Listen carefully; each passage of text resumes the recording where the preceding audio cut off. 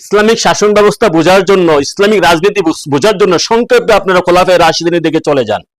আমার নবী পাক সাল্লাল্লাহু আলাইহি ওয়াসাল্লাম বলছে, হ্যাঁ, আলাইকুম বিসুন্নতি সুন্নাতু খোলাফায়ে রাশিদিন। নবী পাক সাল্লাল্লাহু আলাইহি ওয়াসাল্লামকে মানা এবং খোলাফায়ে রাশিদিনকে মানার জন্য বলেছে।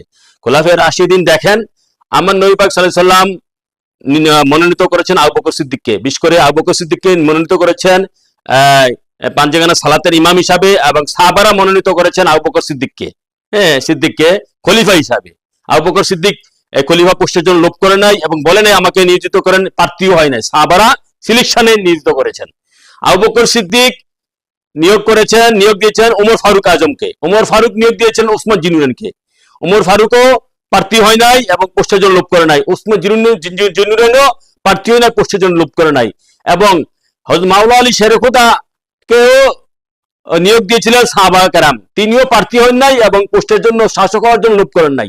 খোলাফায়ে রাশিদিন যদি আপনারা দেখেন, ইসলাম গণতন্ত্রে বিশ্বাস করে না, গণতন্ত্র ইসলামে নাই, সিলেকশন বিশ্বাস করে।